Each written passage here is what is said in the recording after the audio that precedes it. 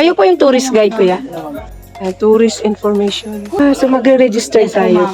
Cave muna po yung activity niyo, ma'am. Cave. Paano kung hindi po lahat mapuntahan ay 200 pa rin? Opo, separate naman po kasi kung mag-re-river po tayo, separate natin. Hindi kasi mawawala ma'am sa loob ng cave yung mga pictures, tapos yung magiging... So kasama na yung entrance natin na 70 pesos sa helmet.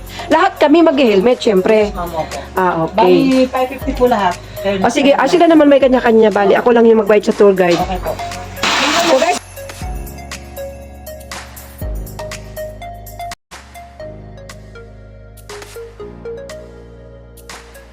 came from Denmark! Denmark. Okay. How many years did you stay here? 3 weeks. Do you have a wife here? Yeah. Thank you.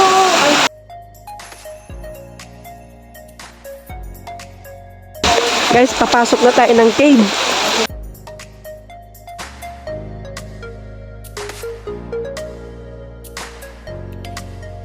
Okay. Sige, salamat. Meron tayong tour guide. Oy, picture dyan. Picture naman dito. May picture lang tayo. Wait na lang kayo ma'am, medyo naka-side view lang, medyo mataas kasi yan. Sige. Ma'am, dahan-dahan, nakapit na lang sa bato. So, papasok tayo. Mga matatanda kami, kuya. Ay, wala palang ilaw dito, kuya. Wait lang po, antay lang natin sila po lahat. Oo. Yan, papasok tayo, guys, dito. So, Dahan-dahan. halika kayo, dali. Mga kasama. May kuweba ka pala. Ay, may. Okay, wait lang po ha, antay lang natin. Yan, Yan, ito na sige. tayo.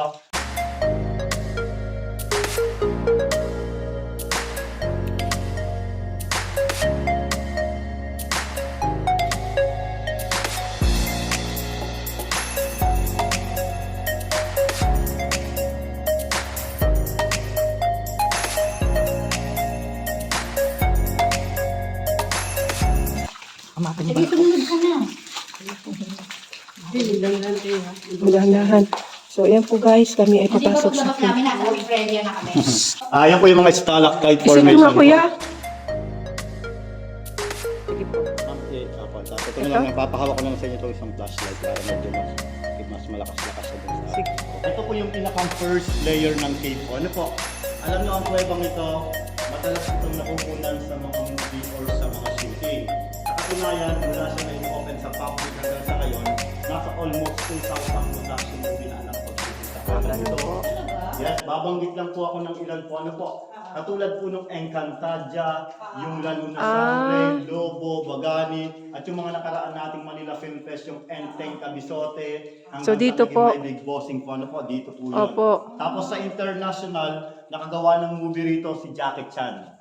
Yes, nakapunta na si Jackie Chan dito at nag-shooting siya dito ng Superfly 1, Operation Condor. Dito na rin po yun. Baba po tayo lang dito. Tuturo ko sa inyo ang rock formations po dito sa lugar na to. Okay ma'am, dito po kayo. Balikan po natin ang tingin yung dinaanan natin kanina. Okay, okay, tanggalin po natin yung ilaw doon. Tanggalin po natin ma'am yung flashlight natin. Ako lang po yun. So, papasok po tayo dito, guys.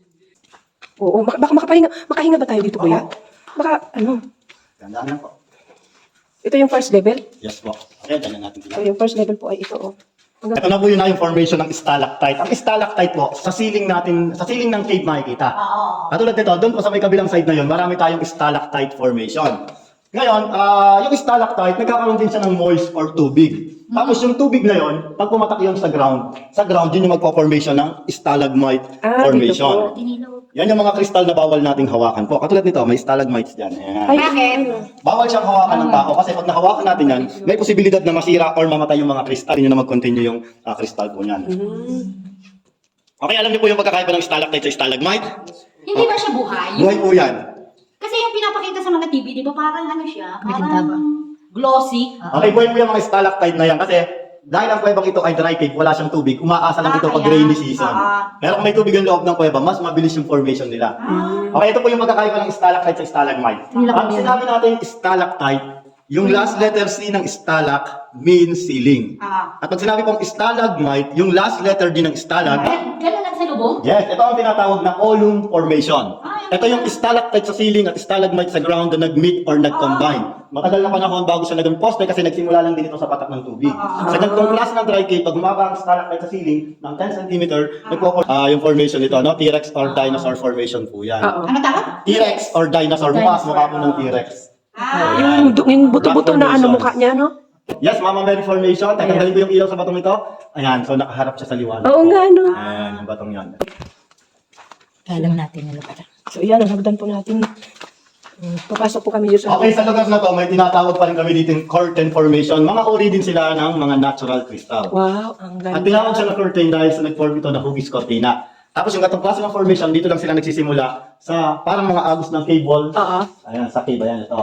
Ayan. So, balang araw lalaki siya at magiging isang curtain formation. Ito pa rin yung mga crystal na bawal pa rin po natin hawakan. Hipuin. Okay po. Ano ba to? I-check nyo lang. Pag walang crystal, pwede tayong humawak po. Ano po? Kasi Dapat dito, pala naka-ano bawal kami. siyang hawakan. Ay, oo nga. Ayan, pag kami mga So, crystal. dapat pala kuya naka-bunches ka. Corals, ano? Yes, opo. Oo. Okay, hindi tayo dito dadaan po. Ano po sa maluwag at maliwanag na area. Dito tayo sa pinakinglalim pa dadaan po. So, makakahinga kami dito Yes, kuya. po. Hikain pa naman ako. Hindi naman po. Safe naman kayo dito. Pwede mawak pala. Sige. Hawak. Okay, kapit po kayo dito ma'am sa may kabilang side. Sige, alam mo sa Okay, dito. Yuko po tayo dito. Ah, dyan tayo! Dahan. Wala na, humawak ako kuya. Sige, okay lang. Wala namang crystal po yan. Just in case naman na gusto nyo humawak sa bato, wala siyang crystal. Tuturo ko na lang sa inyo yung mga bawal. Pag may bawal hawakan, i-announce ko po sa Sige inyo po. yan. Sige. Pasensya na kasi wala kami mga ilaw. Nasa light lang. So, yung mga kasama ko, oh. Yan, ang mga mukha ninyo. Isa naman. Sige, manayuman natin.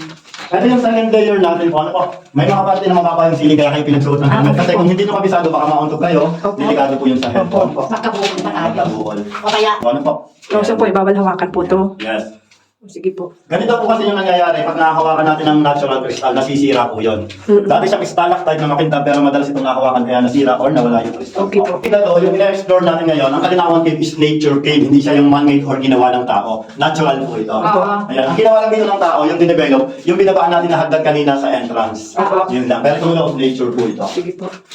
Ito po ang cave. Ito namang area to, protected area. Dapat siyang protected area. Protected area. Kasi mula ang assessment ito ng DENR, sinarado namin ang lugar na to kasi may mga madidisturb tayong mga bats or paniki. So bawal na siya. Tatry po namin. Tatry natin kung meron tayong madadaanan. Pero So, dito season kasi, na lang ba ang mga bahay po talaga yan. Yan yung pinakang Bahay ng habitat, yan yung habitat. Pero kung yun naman ang i-explore natin, dati na-explore yan, 10 to 15 meters gapang. Okay. Ito nung humabutas ng bato, heart-shaped formation. Wow. Nasa eggshell yung pinakang heart Mapagmaas. Okay. At syempre dito paglampas ng heart shape, may mga crystal pa rin na bawal nating hawakan. Ayun, Paano sige ba po. yan? Ay, oo. Ang ganda. Uy, may suso rito. Talaga. Hindi mo pinicturean yung suso ng dalaga. Dahan po, ingat. Ito ba ginawa ko lang? So, yung may ilaw niyo kuya, ang yung binibidyohan ko. Ito ma'am, yung mga nature tunnel Ayan. natin yung dinadaanan natin. Nabi ko. Yung kasama yan. Ayan. Ayan. Sinusundan ko yung inyong flashlight para sa pagbibidyo. So, anong lugar naman to? Level 2 pa rin po tayo. Level two Ayan, pa. ingat lang kasi may mga mababa po yung ceiling ng kuweba. Ayan. Papasok pa tayo hanggang level 3. Okay, dito po ma'am, baka mauntos po. Okay. Oy, Maunto kayo dito, ha? mauntog kayo dito. Dito, maunto. Baka may maunto, may mga tulis, oh. Ayan, oh. Ayan, may matulis. Huwag kayo maingay. Yan ma'am yung pinakang nature tunnel natin. Ah, yan po. Yan, ilawin ko po na mas malayo. Oh, sige malayo. po. Ayan, malayo na yung ilaw natin.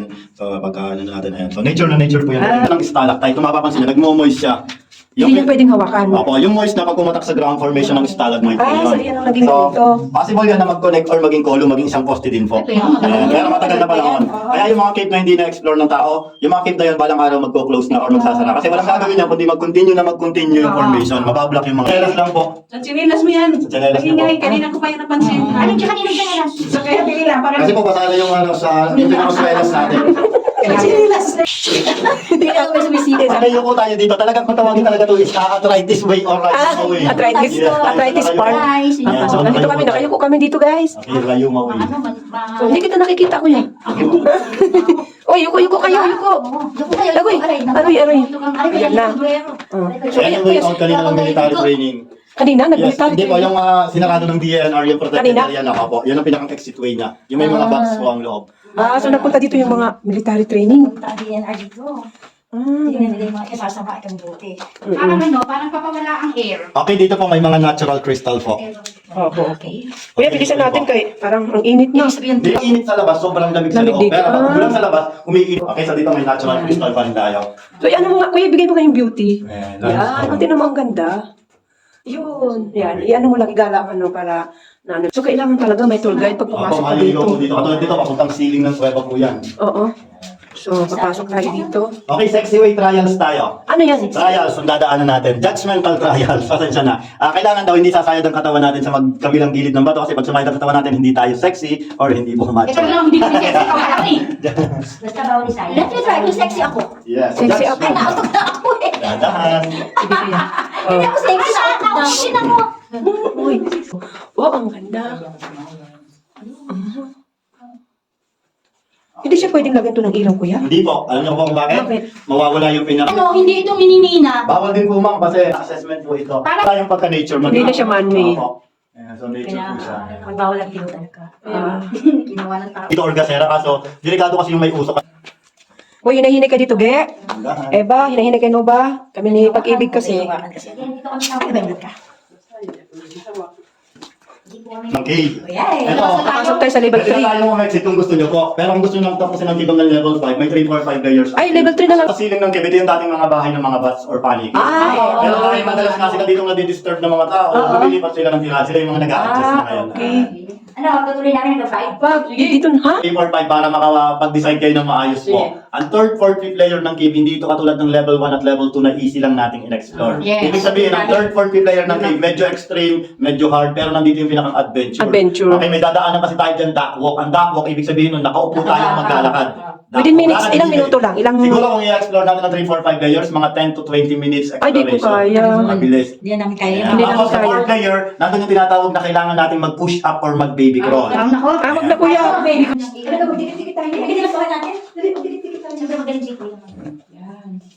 Okay, so kaway na lang kayo sa camera po. Ano po? Ayan. So ito na yung pinakang last part ng second layer. Thank you. Ayan, so, Level 2 lang. level 2 po. Tapos, ako level 2 kasi ang 3, 4, 5 layers medyo extreme hard. Ito, ituturo ko lang sa camera yung pinakang entrance ng level 3 po. Ano po?